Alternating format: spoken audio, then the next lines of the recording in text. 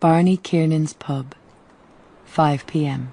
I'm just passing the time of day with old Troy of the Dublin Metropolitan Police at the corner of Arbour Hill there. And be damned, but a bloody sweep comes along, and he near drives his gear into me eye. Oi! I turn around to let him have the weight of me tongue, when who should I see dodging along Stony Batter? Only Joe Hines. Oh, Joe, how are you blowing? Did you see that bloody sweep near shoved me eye out with his brush? Such luck. Are you a strict teetotaler? Not taking anything between drinks. Come round to Barney Kiernan's. I want to see the citizen. Barney Mavourneen's be it. Anything strange or wonderful, Joe? I was up at that meeting in the City Arms. What was that, Joe? Cattle traders, about the foot and mouth disease. I want to give the citizen the hard word about it. We go round by the Linen Hall barracks on the back of the courthouse, talking about one thing and another. And so we turn into Barney Kiernan's, and there, sure enough, is the citizen, up in the corner, having a great confab with himself and that bloody mangy mongrel, Gary Owen. And he waiting for what the sky would drop in the way of a drink. There he is in his glory hole with his Krushkeen lawn and his load of papers, working for the cause. Stand and deliver, Joe. That's right, citizen. Well, who's with you? Oh, friends here. It's me, citizen. Ah, it's you, is it? The collector of bad and doubtful debts. Aye. The most notorious bloody robber you'll meet in a day's walk. Oh, that's me. Pass, friends. What's your opinion of the times, Joe?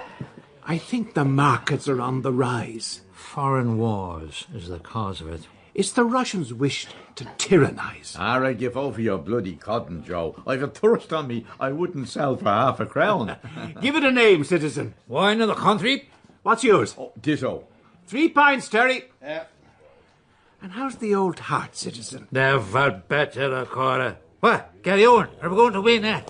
So anyhow, Kerry brings the 3 points Joe was standing, and begot the sight nearly leaves me eye when I see him hand out a quid. True as I'm telling you, a good-looking sovereign. And there's more where that came from.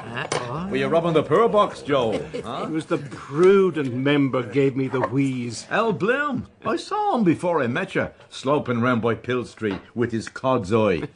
Hey, drink that, citizen. I will. Health. Health, Joe. Oh, don't be talking. I was blue mouldy for the want of that point. Declare to God, I could hear it hit the pit of my stomach with the click. Alf. Huh? Who's that? Little Alf Bergen pops in round the door, squeezed up with laughing. Don't know what's up. And Alf keeps making signs out of the door. Look at him! The brain! And begod, what is it? Only that bloody old pantaloon, Dennis Breen, in his bath slippers, with 2 bloody big books tucked under his oxter, and the wife hot foot after him. Unfortunate, wretched woman, trotting like a poodle. I thought Alf would split. He's traipsing all around Dublin with a postcard someone sent him with UP up on it to take it. To take a what? Huh? Brain. He wants to find out who sent it. Oh, Brain. And take out a libel action for £10,000. Oh, hell. Brain. He was in John Henry Menton's. Oh, and then he went around to Collis and Ward's. Oh, God, I've a pain laughing, that bloody old fool. What's that bloody Freemason doing prowling up and down outside? What's that? That Bloom. Oh, who knows? Oh, how is Willie Murray these times? I don't know. I saw him just now in Capel Street with Paddy Dignam. Only I was running after... What? You what? With who? Yes, with Dignam. Paddy? Yes. Don't you know he's dead? Paddy Dignam. Aye. Sure, I'm after seeing him not 5 minutes ago. You saw his ghost then? Oh, my God between us and her. What? Dead? No, he's not. He's no more dead than you are. Maybe so. They took the liberty of burying him this morning anyhow. Paddy. Aye. He paid the debt of nature. Good Christ. I could have sworn it was Paddy.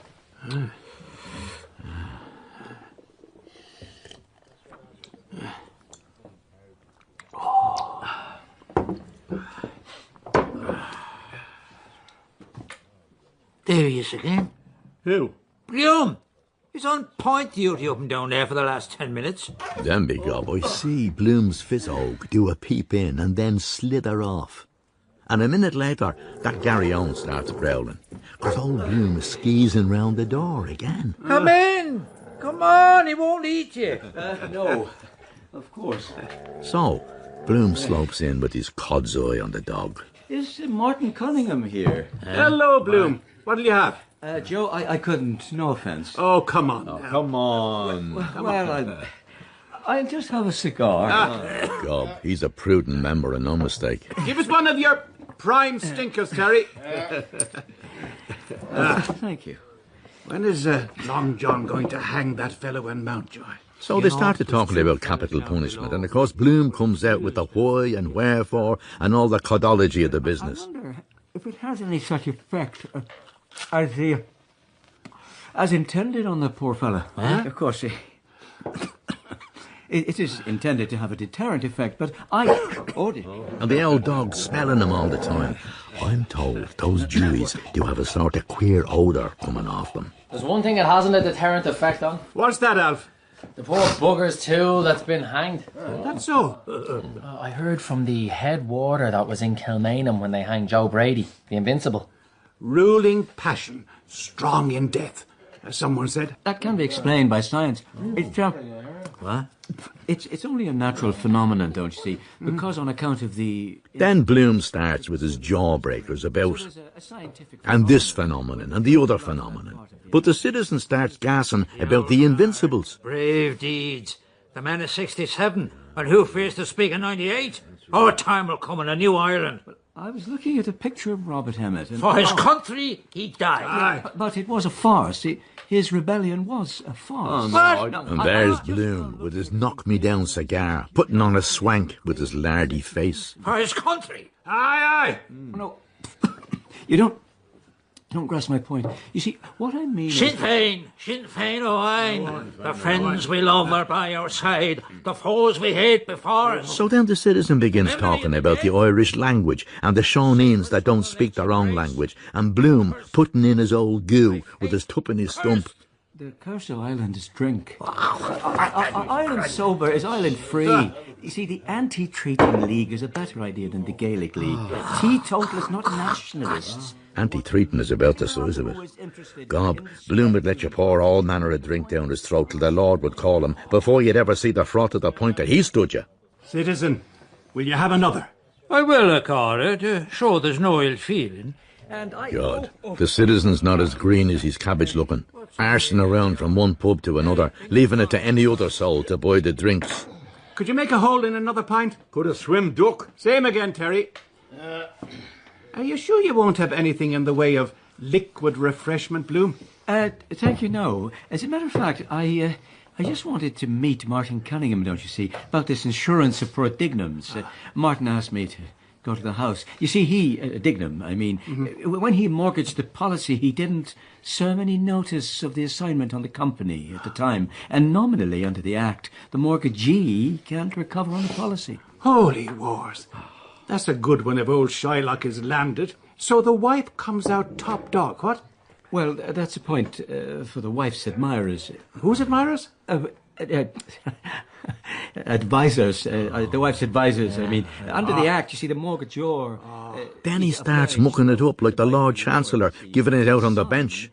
For the benefit of the wife, and that a trust is created. He near had the head of me addled. He was bloody safe he wasn't running himself under the Act that time as a rogue and vagabond. Old Bloom selling fake tickets for the, what do you call it, Royal Hungarian Privileged Lottery. But on the other hand... Oh, commend me to an Israelite. Gentlemen. So Terry brings the 3 points. Here, citizen. Come on, lad. Fortune, Joe. And good health, citizen. Indeed, indeed.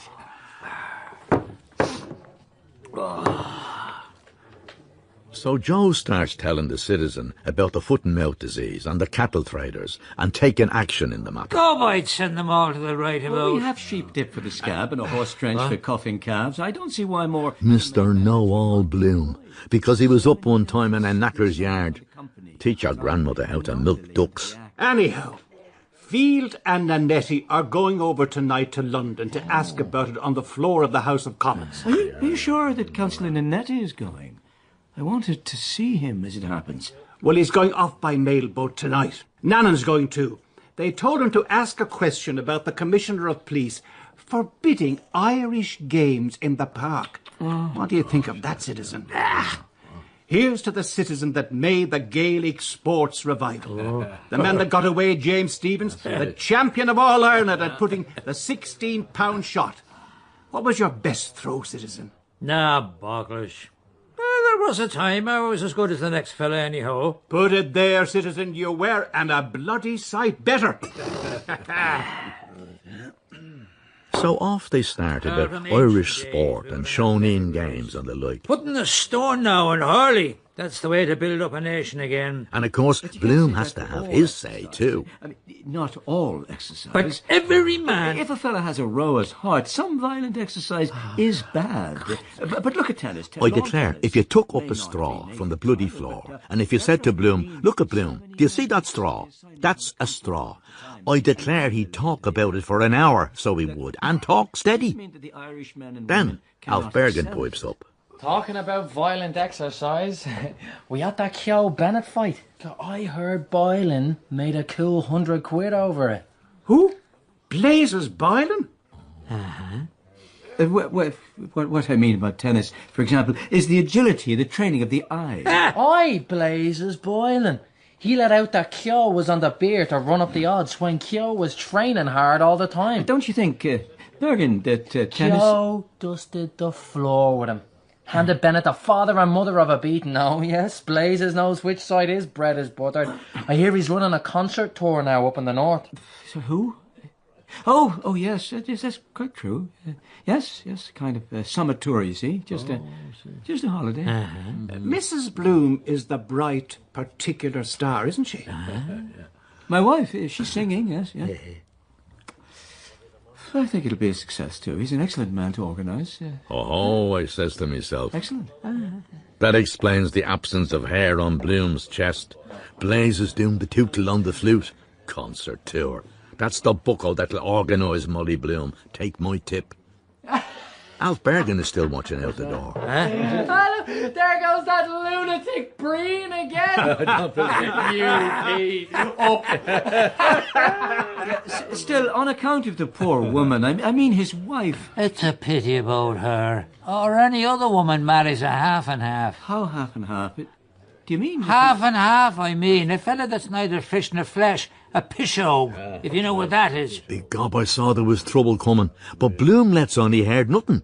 And he starts talking with Joe. You needn't worry about that little matter owing till the first of the month, but if you would just say a word to the editor about this ad for keys. Of course I will. Rely on me. Swindling the peasants, the poor of Ireland. We want no more strangers in our house. Because, you see, for an advertisement, you must have repetition. That's the whole secret. Consider that done. Very kind. Our own fault. We let them come in. And Bloom letting on to be awfully deeply interested in a spider's web in the corner, and the citizen scowling after him, and the dog at his feet looking up to know who to bite and when.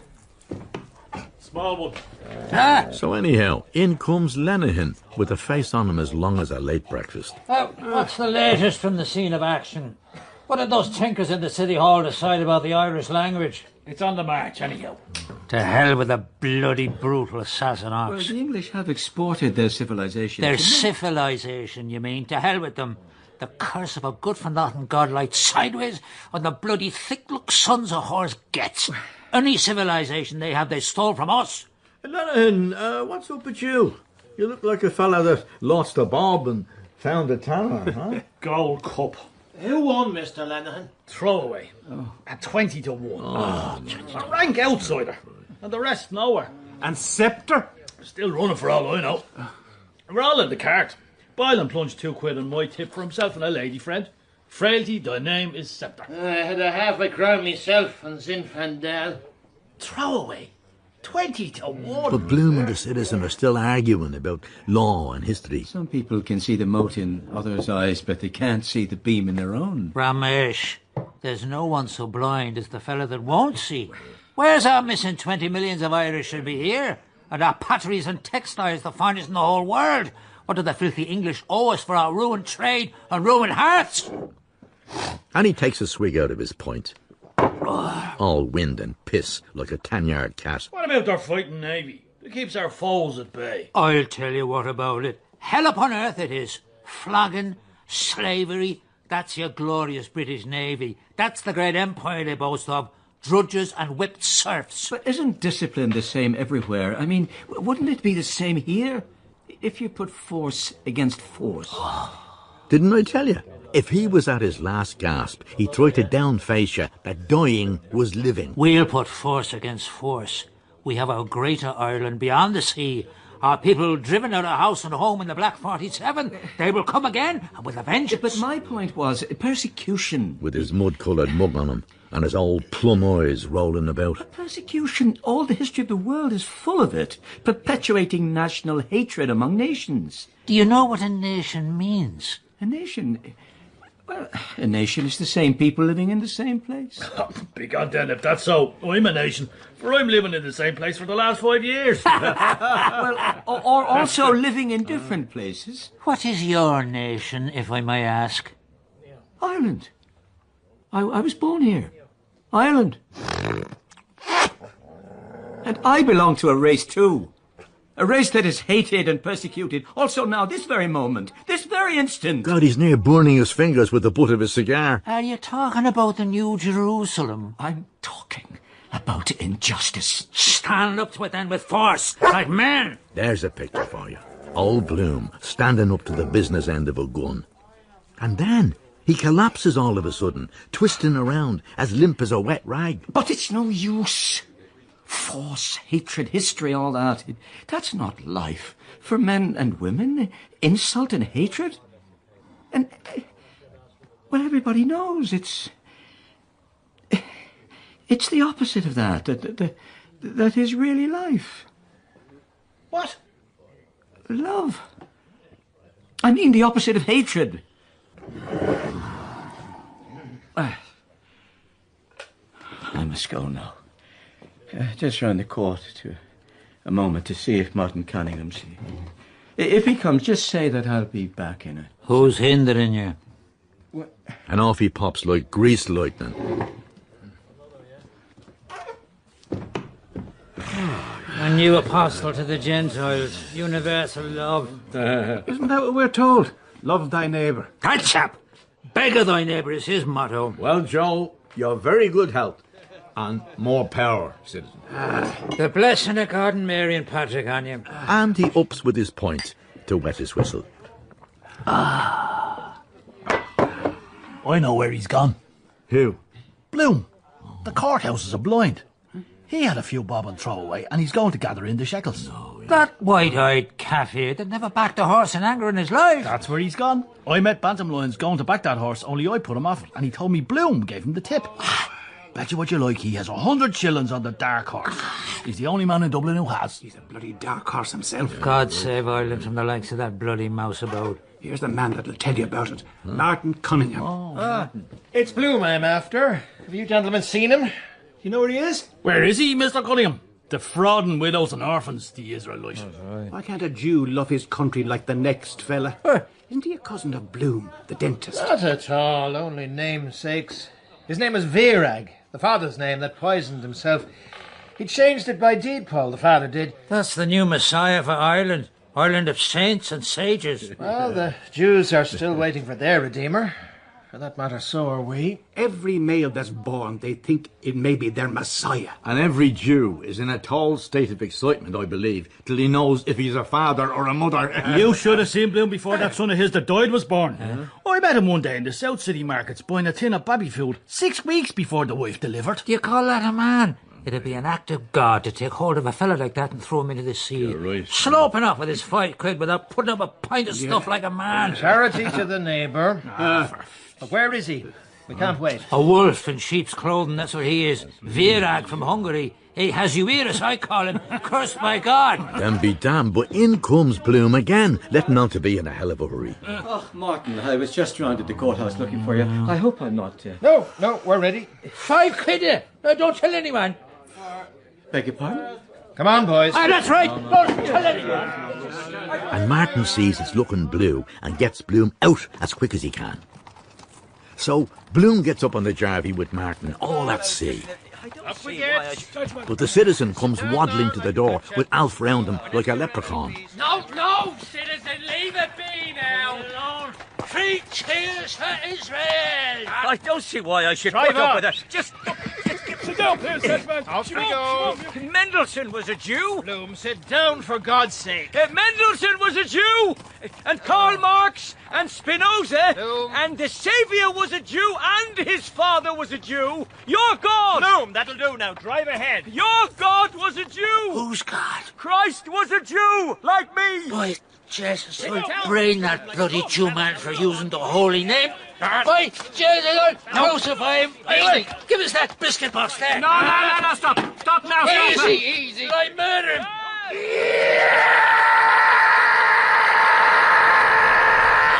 You never saw the like of it in all your born puff. Gob, if Bloom gets that tin on the side of his poll, he'll remember the gold cup. He will so.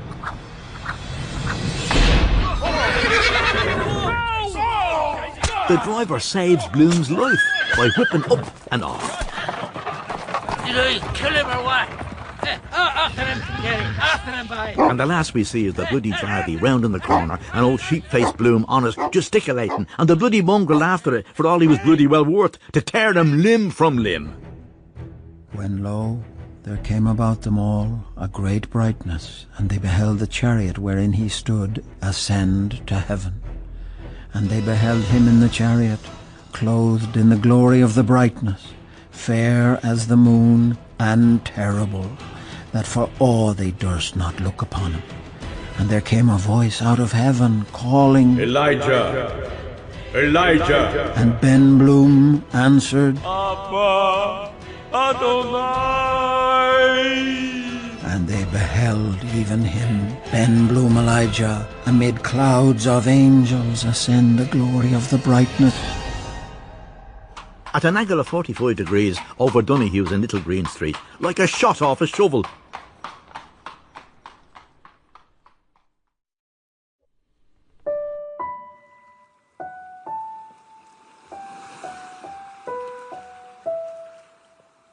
Sandymount Strand, Dublin Bay, 8 p.m. The summer evening had begun to fold the world in its mysterious embrace, and the last glow of all too fleeting day lingered lovingly on the weed-grown rocks along Sandymount shore. The 3 girlfriends were seated on the rocks.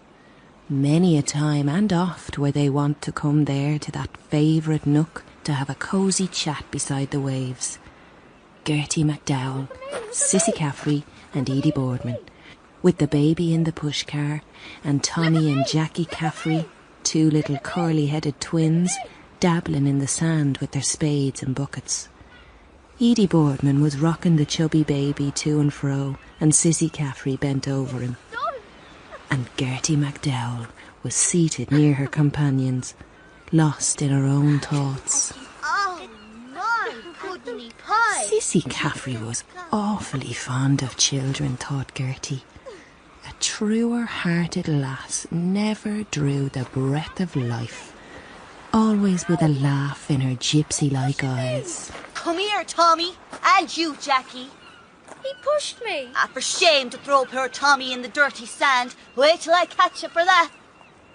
Poor Tommy. What's your name? Butter and cream? Tell us who is your sweetheart. Is Cissy your sweetheart? No. Is Edie Boardman your sweetheart? No. I know who is Tommy's sweetheart. Gertie is Tommy's sweetheart. No. Edie, he needs it. Oh, yes. Take him there behind the pushcar where the gentleman can't see. But who is Gertie? Gertie McDowell was, in truth, as fair a specimen of winsome Irish girlhood as one could wish to see. Her figure was slight but graceful, inclining even to fragility. But those iron gelloids she'd been taking of late had done her a world of good, much better than the widow Welch's female pills. Her rosebud mouth was a genuine Cupid's bow. Her hands were of finely veined alabaster and as white as lemon juice could make them, though it was not true she used to wear kid gloves in bed. Bertha Supple told that once to Edie Boardman, a deliberate lie, when she was black out at daggers drawn with Gertie. And just now, at Edie's words, a telltale flush crept into her cheeks. She looked so lovely in her sweet, girlish shyness. Oh, yes. Gertie is Tommy's sweetheart. Mind he doesn't wet his new tan shoes. Gertie knew right well what made squinty Edie say that. Edie's nose was out of joint about Reggie Wiley always riding up and down in front of Gertie's window. Only now his father kept him in the evening, studying hard to get an exhibition in the intermediate that was on. He was going to Trinity College to study for a doctor when he left the high school. Little recked he perhaps for what Gertie now felt, that dull, aching void in her heart. Reggie was undeniably handsome, and he was what he looked, every inch a gentleman. The shape of his head, too, at the back she would know anywhere, and the way he turned his bicycle at the lamp with his hands off the bars. And Edie Boardman thought she was so frightfully clever. But he didn't go and ride up and down in front of her bit of garden. Edie, is he done? Nearly. I'm just doing his little knickerbockers for him. Gertie was wearing her blue undies for luck. But a gnawing sorrow was there all the time. Her very soul is in her eyes, and she would give worlds to be in the privacy of her own familiar chamber where she could have a good cry and relieve her pent-up feelings. Gertie MacDowell yearns in vain. Reggie was too young to understand. He would not believe in love, a woman's birthright. The night of the party long ago in Stowers, he was still in short trousers. When they were alone, and he stole an arm around her waist and she went white to the very lips, he called her little one in a strangely husky voice and snatched a half-kiss, the first. But it was only the end of her nose, and then he hastened from the room with a remark about refreshments. Impetuous fellow. Strength of character had never been Reggie Wiley's strong point, and he who would woo and win Gertie MacDowell must be a man among men. And while Edie Boardman was with little Tommy behind the pushcar, she was just thinking, would the day ever come when she could call herself his little wife-to-be? Tommy, have you done? Yes. Then run off and play with Jackie. And be good and don't fight. She would care for him with creature comforts. They would have a beautifully appointed drawing room with pictures and engravings and the photograph of Grandpa Giltrap's lovely dog Gary Owen that almost talked. It was so human. And chintz covers for the chairs. And before he went out to business every morning, he would give his dear wifey a good, hearty hug and gaze for a moment deep down into her eyes. I want the ball. No, Tommy. Baby is playing with the ball, and if you take it, there'll be weeks on the green. It's my ball and I want it. The temper of him. He's a man already. No, be off with you. Don't give it to him, sissy. You're not my sister, it's my ball. Oh, give it him. And she took the ball and threw it along the sand, and Tommy after it in full career. You shouldn't let him have his own way. Anything for a quiet life. Oh, I'd like to give him something, so I would. Where I won't say. On the B.O.T.ton. The idea of Sissy saying something like that out loud. Sissy, I'm sure the gentleman in black over there heard what you said. Let him. Give it to him too on the same place, quick as look at him. Madcap sis, will you ever forget the evening she dressed up in her father's suit and hat and the burned cork moustache and walked down Tritonville Road smoking a cigarette? The twins were now playing in the most approved fashion, till at last Master Jackie kicked the ball as hard as he could down towards the seaweedy rocks. Luckily, the gentleman in black who was sitting there by himself intercepted the ball. Could you throw it back, please? Here you are. The gentleman aimed the ball at Sissy, but it rolled down the slope and stopped right under Gertie's skirt. Oh, sorry. My ball, my ball. Gertie drew back her foot and gave a kick, but she missed. If you fail, try again. Pure jealousy, of course. It was nothing else. To draw attention on account of the gentleman opposite looking. Till then they'd only exchanged glances of the most casual, but now under the brim of her hat she ventured a look at him. And the face that met her gaze there in the twilight, wan and strangely drawn, seemed to her the saddest she had ever seen. Gertie gazed out towards the distant sea, and while she gazed, her heart went pit-a-pat. Yes, it was her he was looking at, and there was meaning in his look. His eyes burned into her. Wonderful eyes they were. But could you trust them? She could see at once by his dark eyes and his pale, intellectual face that he was a foreigner.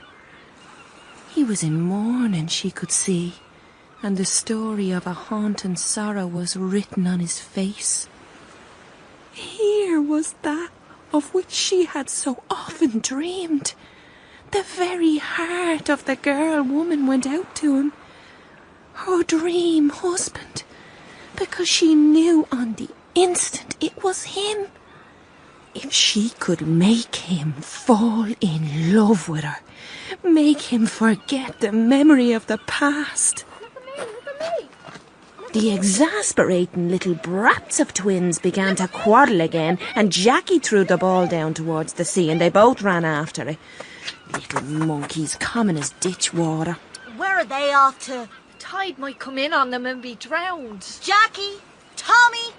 Oh, this is the very last time I bring them out. So Sissy jumps up and runs down the slope past the gentleman. Jackie, Tommy. Just because she was a good runner, she runs like that so he could see all the end of her petticoat and her skinny shanks as far up as possible. Come here, the both of you. It would have served Sissy just right if she tripped up over something.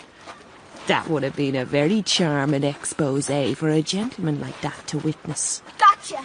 Sissy came up along the strand with the two twins and their ball. Gertie just took off her hat for a moment to settle her hair, and a prettier head of nut-brown tresses was never seen on a girl's shoulders.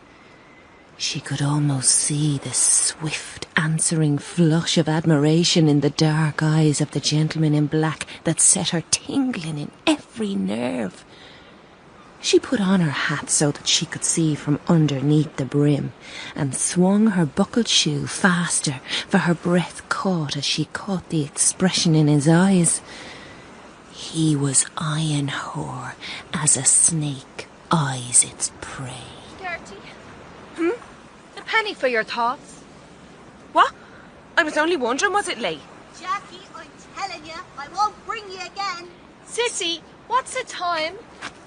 1:30 kissing time. Time to kiss again. No, but we need to know. They told us to be in early. I'll ask the gentleman over there what's the time by his conundrum. So over she went, and when the gentleman saw Sissy coming, he took his hand out of his pocket, getting nervous and beginning to play with his watch chain. Excuse me? Yes? Would you mind please telling me the right time? Oh, of course. Oh. What? I'm very sorry. My watch has stopped. Dear me. I think it must be after 8, because the sun has set. Thanks, mister. One moment he had been there, fascinated by a loveliness that made him gaze, and the next moment it was the quiet, grave-faced gentleman, self-control expressed in every line of his distinguished-looking figure. What do you say? Uncle says his waterworks are out of order. What? His watch has stopped. It's high time we went anyhow.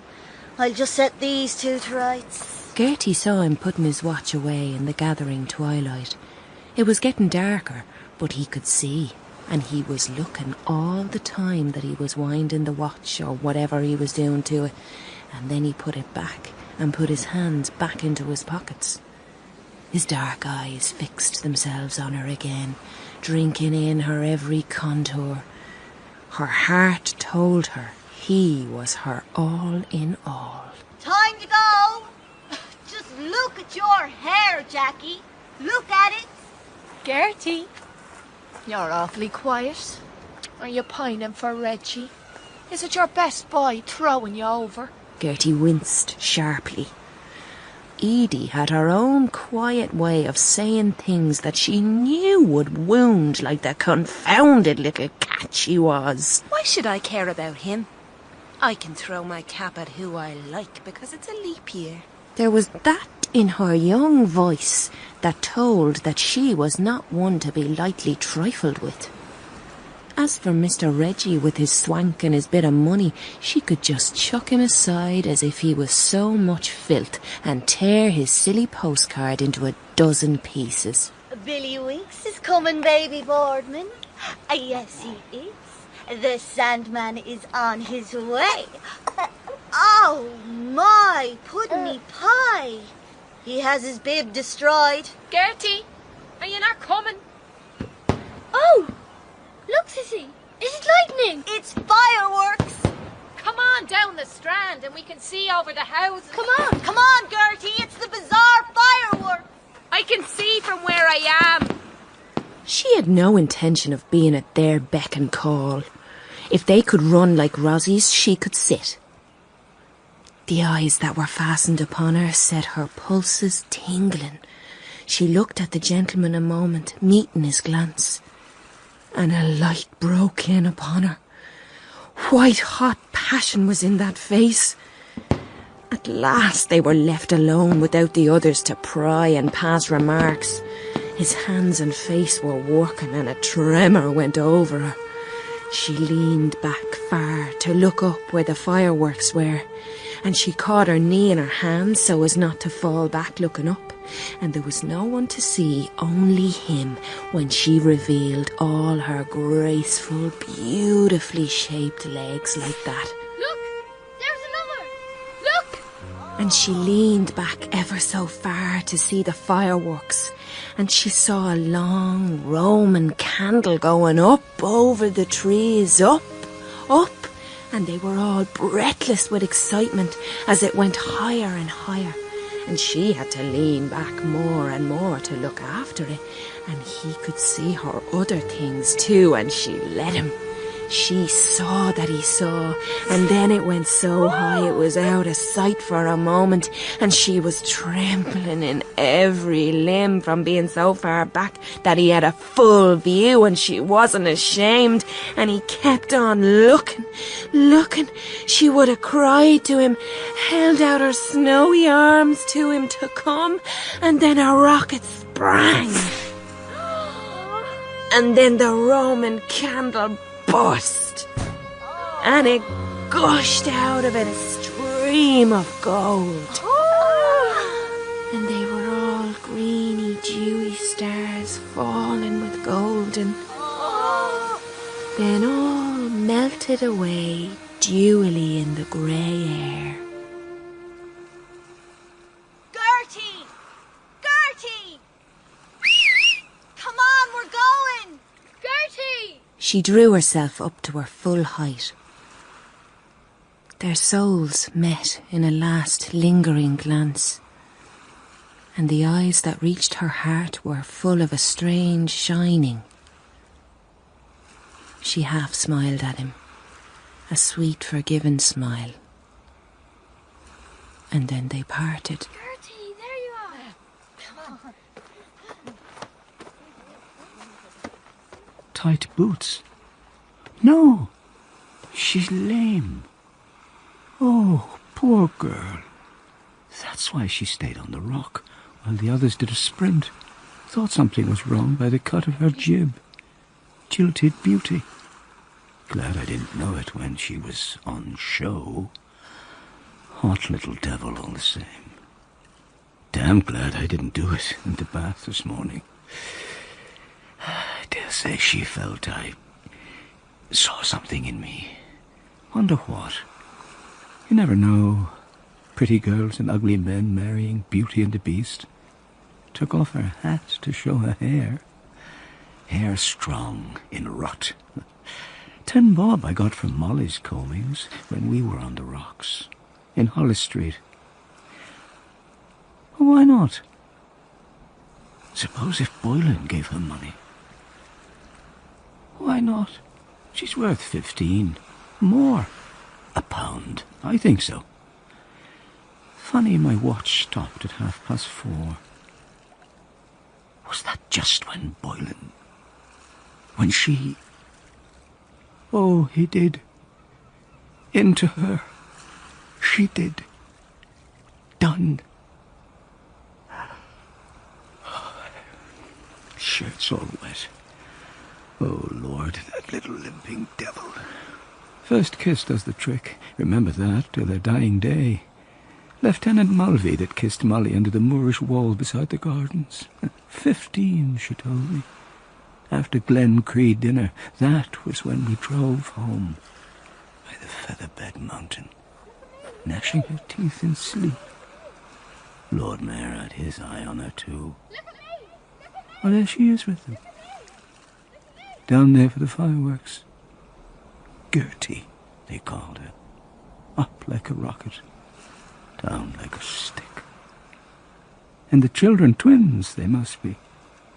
And the dark one with the mop head. I knew she could whistle, mouth made like that. Like Molly. Would you mind please telling me the right time? I'll tell her the right time up a dark lane. Didn't look back when she was going down the Strand. Those girls, those lovely seaside girls. Did she know what I... Of course. Did me good all the same. When she leaned back, your head, it simply swirls. That's right. Gertie. Waiting for something to happen. It lasts only a few years till they settle down to pot walloping and the baby. Washing child. Washing corpse. Children's hands always round them. Oh, Mrs. Purifoy. Must call to the hospital. Wonder is Nurse Callan there still? Bailey light on Hoath. 2, 4, 6, 8, 9. Has to change or the sailors might think it a house. All quiet on Hoath now. The distant hills seem where we... I am a fool, perhaps. Boylan gets the plums, and I the plum stones. Where I come in. All that old hill has seen. Names change, that's all. Tired I feel now. Will I get up? She kissed me. My youth. Never again. Only once it comes, or hers. No, it returns. Think you're escaping and run into yourself. Longest way round is the shortest way home. What's that? Flying about. Swallow. Nerve they have to fly over the ocean and back. Lots must be killed in storms. Dreadful life sailors have too. Married too. Sometimes away for years at the ends of the earth somewhere. Wife in every port, they say. How can they like the sea? Yet they do. When you go out, you never know what dangers. Hanging onto a plank or astride of a beam for grim life. Lifebelt around him, gulping salt water. That's the last of his nibs, till the sharks catch hold of him. Far out over the sands the coming surf creeps, grey, and far on Kish Bank the anchored lightship twinkles, winks at Mr. Bloom. Life those chaps out there must have, stuck in the same spot. Day Millie and me went out for the pleasure cruise, and it came on to blow.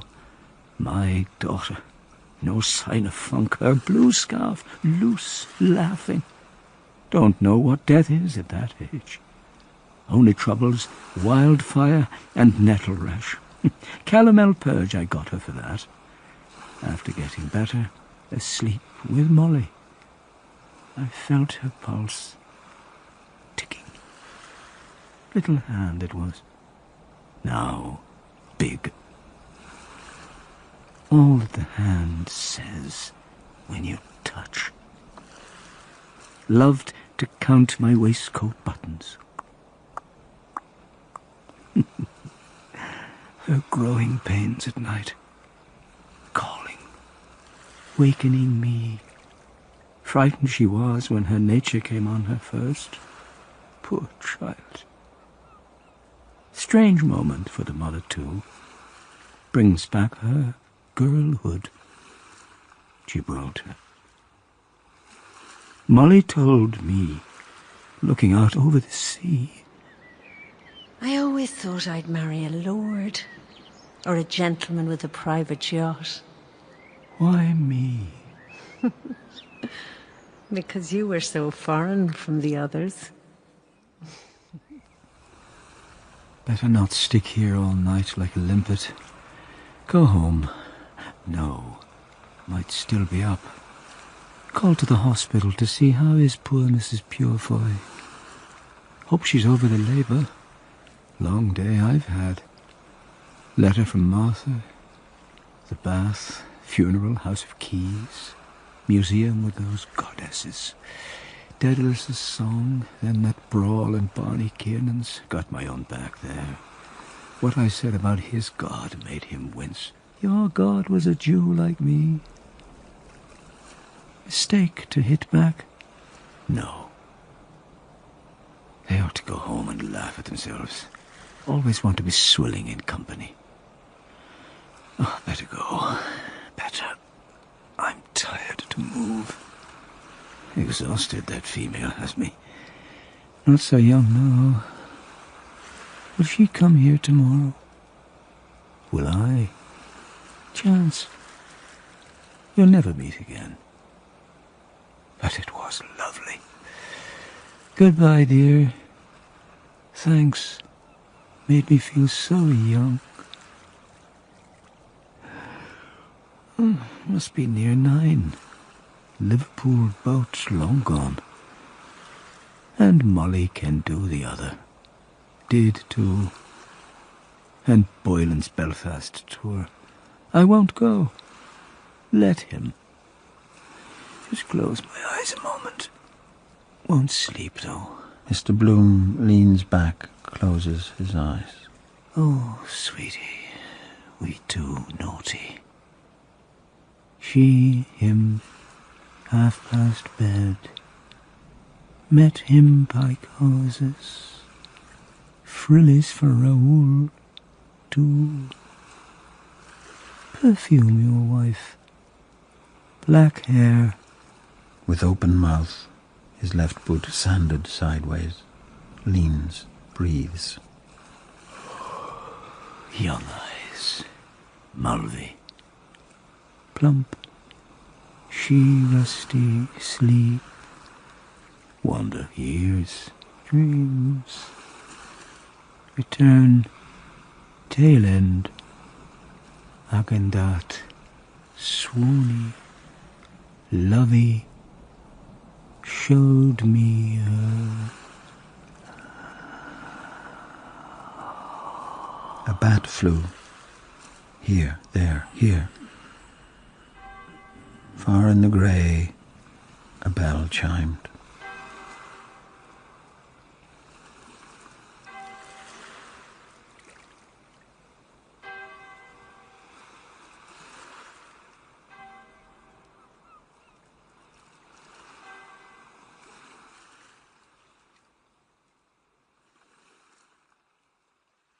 Hollis Street Maternity Hospital, 10 p.m.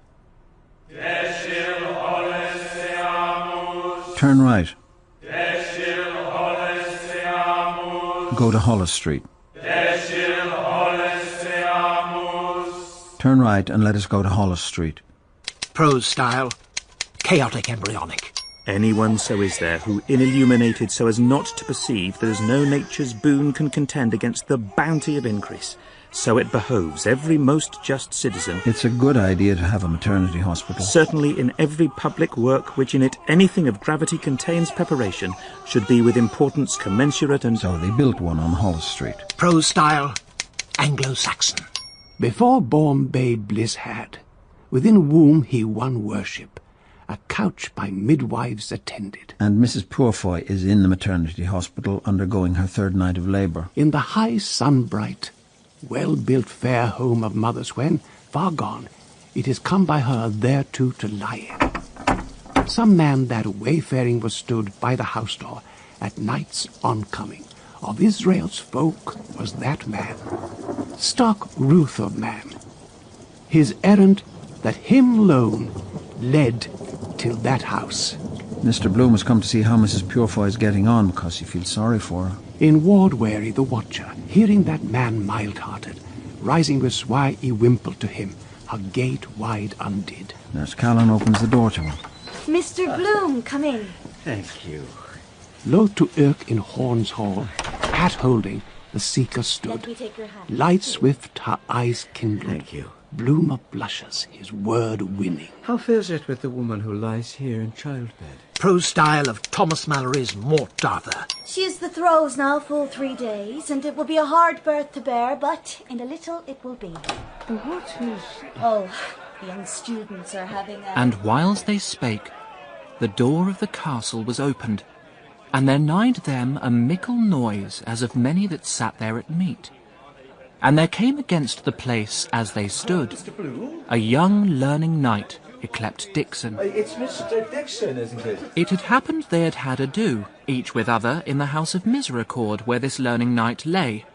By cause the traveller Leopold came there to be healed, for he was sore wounded in his breast by a horrible and dreadful dragon. You dressed like bee sting. So I did. Come in. Oh, no, come in. Come in. Well, But the learning knight would not hear say nay, and the traveller Leopold went into the castle for to rest him for a space, being sore of limb after many marches in divers lands. And in the castle was set a board that was of the birch wood, and on this board were frightful swords and knives. And there was a vat of silver that was moved by craft to open, in the which lay strange fishes without an heads. have a tin sardine. Oh, A glass of beer. Thank you. And child Leopold took a pertly, somewhat in amity. Very kind. And anon, full privily, he voided his the more part in his neighbour glass, and his neighbour missed not of his wile. For heaven's sake, gentlemen, can't you keep the noise down? There's a woman upstairs been 3 days at it. Sorry, Nurse Callan. Sir Leopold Bloom saw a franklin that hight Lenehan on that side the table, and spoke to him full gently. She hath waited marvellous long. Expecting each moment to be her next. Now let us speak of that fellowship that was there to the intent to be drunken, and they might.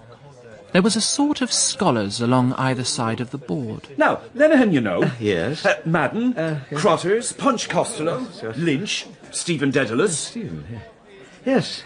Sir Stephen Dedalus was the most drunken, that demands still more of mead. We're waiting for Mulligan. He said he'd be here. And Sir Leopold sat with them, for he bore fast friendship to Sir Simon Dedalus, and to this his son, young Stephen, for they were right witty scholars. Prose style of Thomas More. And he heard their reasons, each against other, as touching birth and righteousness. Well, if it comes to it, the view of the church is that the child should live and the mother die. Nay, the wife should live and the babe to die. All they bachelors now asked of Sir Leopold. Sir, as a married man... Would you, in like, so jeopardy the person of the wife to save the child? For wariness of mind, Sir Leopold would answer as fitted all. In so seldom seen an accident, it is good for Mother Church to have belike at one blow, birth and death pence. Well, that is truth, Hardy. Which hearing, young Stephen was a marvellous glad man. He who stealeth from the poor lendeth to the Lord. For he was of a wild manner when he was drunken. But Sir Leopold was passing grave by cause he still had pity of the women in their labour, and as he was minded of his good Lady Molly, that had borne him an only man-child, which on his 11th day had died, and no man of art could save. And she was wondrous-stricken of heart for that evil hap, and for his burial did dress him in a fair corslet of lamb's wool, lest he might lie cold. And now Sir Leopold, that had of his body no man-child for an heir, looked upon his friend's son Stephen, and was shut up in sorrow for his own forepast happiness. So grieved he also in no less measure for young Stephen, for that he lived riotously with those wastrels, and murdered his goods with whores. Prose, Elizabethan. Fill up, quaff ye this mead, which is not indeed parcel of my body, but my soul's bodiment. Hereupon Lenehan would sing a bawdy cat. She was the worst taboo, taboo. The first 3 months she was the worst taboo, taboo. History for shame! No gasteful turmoil will shorten the honour of my god. Sorry, nurse. Daedalus, what was the reason why you did not take friar's vows? Obedience in the womb, chastity in the tomb, and involuntary poverty on my days. I hear you besmirched the lily virtue of a confiding female. Oh, no, I am the eternal son and ever virgin. Have a care! God is angered for your hell-praising paganry. And he, Stephen, that had erst challenged to be so doughty, waxed pale and his heart shook within the cage of his breast. Old Nobodaddy is in his cups. No, I won't lag behind his almighty lead. It is no other thing but a hubbub noise, the discharge from the thunderhead, a natural phenomenon. Prose style, John Bunyan. But was young Boasthard's fear vanquished by Karma's words? No, for he had in his heart a spike named bitterness. Prose style, Samuel Pepys. Thursday, 16th June. Patrick Dignam lain in clay of an apoplexy. After hard drought, please God, rained. On the street, Malachi Mulligan chanced against Alec Bannon, new got to town from Mullingar. Ah, Malachi, what do you here? I am for Andrew Horn's house to crush a cup of wine with Daedalus. I would tell you of a skittish heifer in Mullingar, a photo girl. Millie is her name. So both together to Horn's. There Leopold Bloom of Crawford's Journal sitting snug with a covey of wags, and Stephen D. Bloom there for Mistress Purefoy. Poor body, 2 days past her term. God give her soon issue. 'Tis her 9th chick to live. Our worthy acquaintance, Mr. Malachi Mulligan, now appeared in the doorway with a young gentleman. His name, Alec Bannon. Mr. Bloom. Sir. Sir, are you in need of any professional assistance we could give? I am here about a lady in an interesting condition, to know if her happiness has yet taken place. Mr. Dixon, a word, please. Oh. Prose style, Oliver Goldsmith. Miss Callan entered, and having spoken a few words with young Mr. Dixon, retired with a profound bow to the company. I'm needed on the ward. Merciful Providence has been pleased to put an end to the sufferings of the lady, and she has given birth to a bouncing boy. Oh, Lord be praised.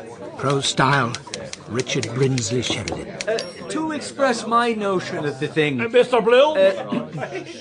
One must have a cold constitution and a frigid genius not to be rejoiced by this freshest news of the fruition of her confinement, since she has been in such pain through no fault of hers.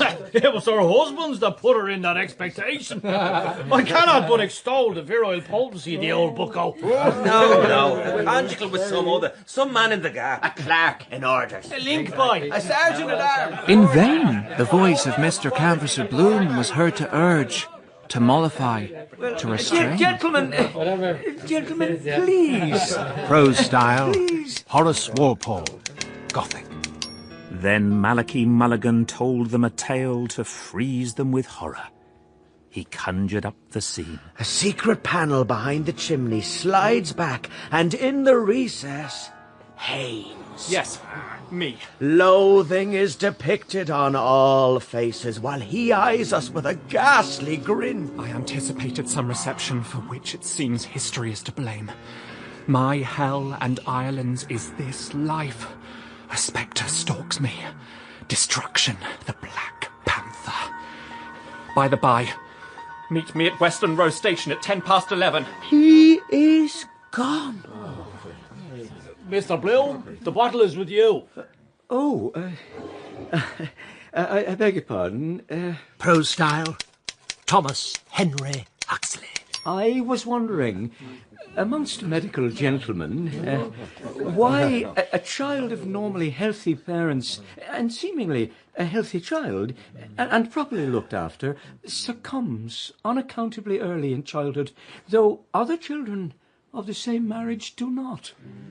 Nature has her own good and cogent reasons. Survival of the fittest. God is an omnivorous being. Why shouldn't he find gastric relief in a collation of staggering bob? Staggering bob? The cookable and eatable parts of a calf, newly dropped. I see. Prose style, Walter Pater. The stranger Bloom regards the face of Stephen. A scene disengages itself in the observer's memory. I remember a shaven space of lawn one soft May evening.